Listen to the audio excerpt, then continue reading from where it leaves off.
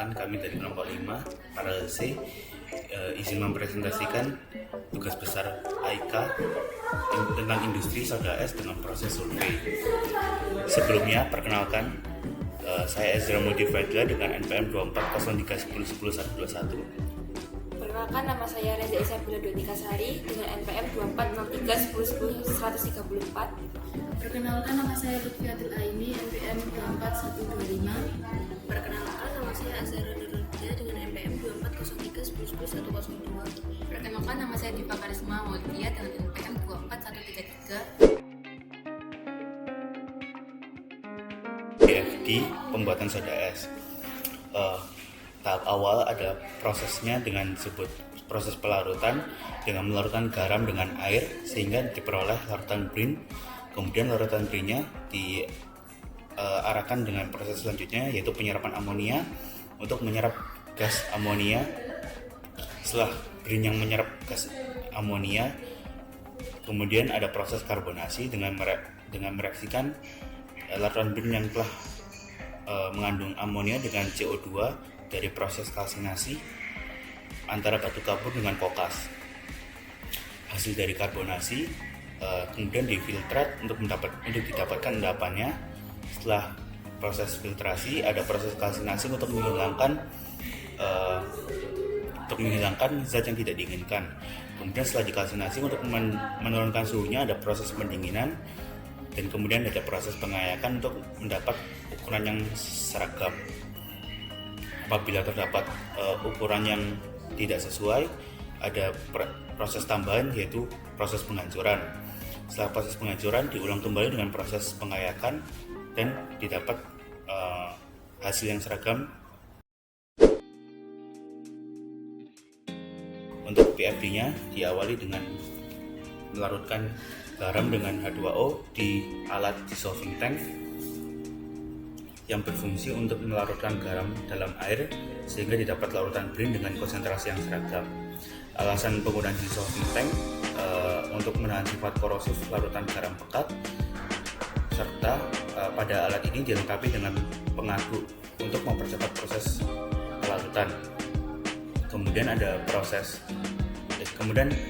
alat yang disebut storage tank yang berfungsi untuk menampung larutan brin sementara. Alasannya adalah selain untuk menampung sementara, alat ini memiliki kapasitas yang besar dan bahan dari alat ini juga dipertimbangkan ketahanannya pada sifat korosif dari brin. Selanjutnya, untuk pembuatan soda es itu dibutuhkan gas amonia.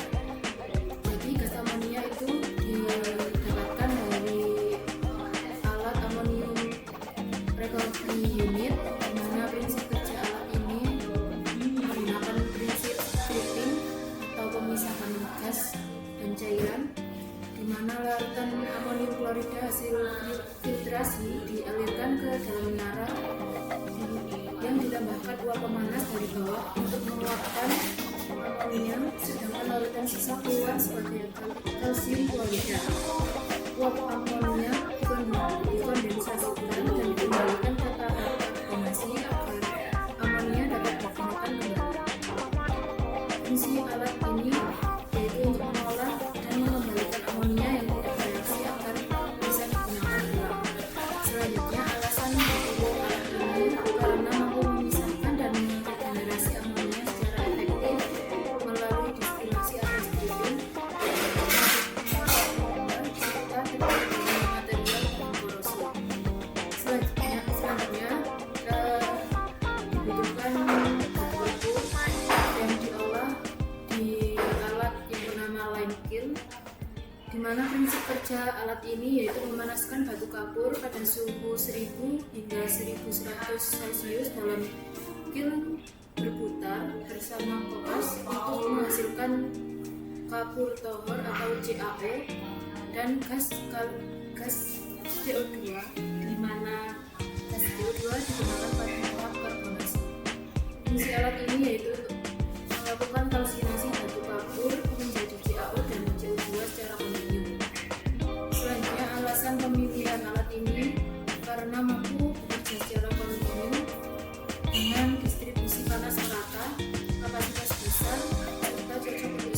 industri. Selanjutnya untuk kapur tohor dari lan itu tadi diolah di dalam slater, di mana prinsip kerja alat ini adalah mengubah kapur tohor menjadi kalsium hidroksida melalui proses larutan dengan air. Fungsi alat ini yaitu digunakan untuk mengubah kapur tohor menjadi kalsium hidroksida melalui proses snacking dan digunakan untuk membantu regenerasi amonia. Alasan pemilihan alat ini karena mampu mereaksikan kapur tohor dengan air dengan baik dan menghasilkan larutan kalsium hidroksida yang stabil dan siap digunakan untuk tahap berikutnya. Selanjutnya adalah proses absorpsi amonia ke dalam NaCl. Pada proses ini alat yang digunakan adalah menara absorber. Alasan pemilihan alat ini itu karena menara absorber ini terdapat tray atau packing yang berguna untuk memperluas kontak antara dua bahan. Prinsip kerja dari alat ini yaitu larutan urin masuk dari bagian atas, sedangkan gas amonia masuk dari bagian bawah. Arah gas dari bawah menciptakan kondisi aliran turbulen sehingga meningkatkan kontak antar fase gas cair secara merata. Hasil dari menara absorber ini yaitu larutan urin amonia yang kemudian masuk ke menara karbonator. Menara karbonator sendiri merupakan alat yang digunakan untuk memproduksi natrium bikarbonat. Alasan pemilihan alat ini itu hampir sama dengan pada alasan pemilihan alat absorber karena menara karbonator ini memiliki tray atau packing yang berguna untuk memperluas kontak antara dua bahan. Prinsip kerja dari alat ini yaitu gas CO2 dialirkan dari bawah, sedangkan larutan urin amonia dialirkan dengan menggunakan pompa dari bagian atas. Arah gas dari bawah ini juga menciptakan kondisi aliran turbulen sehingga meningkatkan kontak antara fase gas cair secara merata. Di dalam menara karbonator, larutan urin amonia bereaksi dengan gas CO2 menghasilkan natrium bikarbonat dan juga amonium klorida yang kemudian masuk ke proses selanjutnya. Natrium bikarbonat yang terbentuk ini berupa endapan yang mengendap di bagian bawah menara karbonator karena kelarutannya dalam air sangat rendah. Selanjutnya yaitu natrium bikarbonat dari menara karbonator akan difilter oleh rotary transfilter. Fungsi dari rotary transfilter sendiri yaitu untuk memisahkan natrium bikarbonat yang berupa endapan dari larutan amonium klorida. Nah, prinsip kerjanya sendiri dari rotary transfilter itu melalui drum yang berputar, sebagian terendam dalam slurry natrium bikarbonat. Terdapat tekanan vakum di dalam drum membantu membentuk dan mengeringkan lapisan padatan di kain filter sebelum dilepaskan oleh pisau pengikis, di mana nanti akan dihasilkan filtrat dari amonium klorida yang akan diolah kembali pada amonium recovery.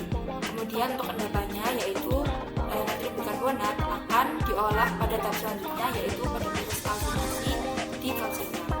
Nah, alasan dari pemilihan alat rotary transfilter sendiri karena rotary transfilter itu cocok untuk slurry dengan konsentrasi padatan sedang hingga tinggi pada suhu sekitar 40 hingga 60 derajat Celcius setelah karbonasi secara kontinu.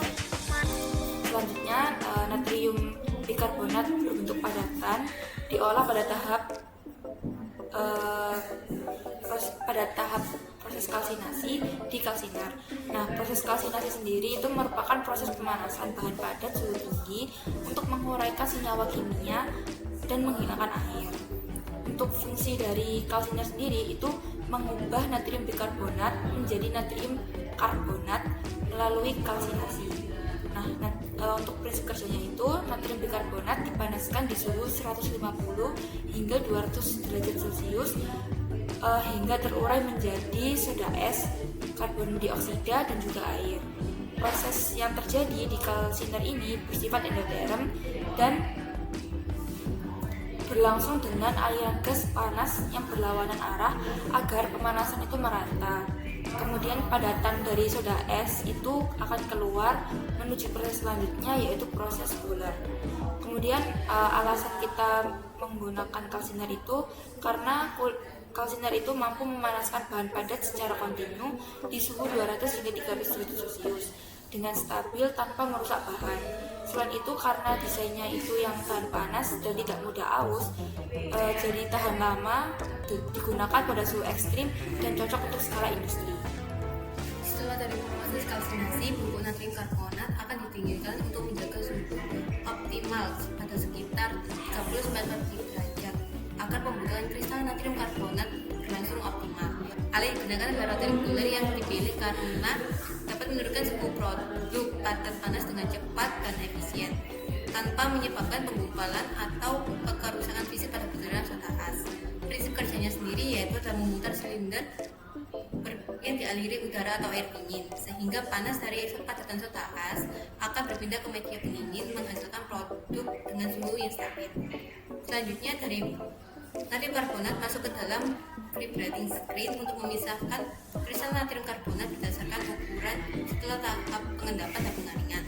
Alat yang digunakan adalah vibrating screen yang alasannya karena mampu memisahkan partikel dengan cepat dan efisien sesuai ukuran yang diinginkan. Prinsip kerjanya sendiri yaitu ayakan bergetar dengan frekuensi tinggi sehingga partikel kecil akan lolos dan partikel yang besar akan tertahan dan menghasilkan produk akhir dengan sesuai ukuran seragam yaitu sebesar 8-12 S. Penghancuran sendiri dilakukan untuk memperkecil ukuran soda as apabila setelah proses sieving belum didapatkan ukuran yang sesuai. Alat yang dipilih yaitu adalah rod mill yang dipilih karena mampu menghasilkan ukuran partikel yang seragam dengan tingkat kehalusan dan dapat dikontrol. Prinsip kerjanya sendiri yaitu pedang-pedang baja dalam silinder berputar akan saling bergesekan dan menumbuk partikel natrium karbonat sehingga ukuran padatan menjadi lebih kecil dan rata.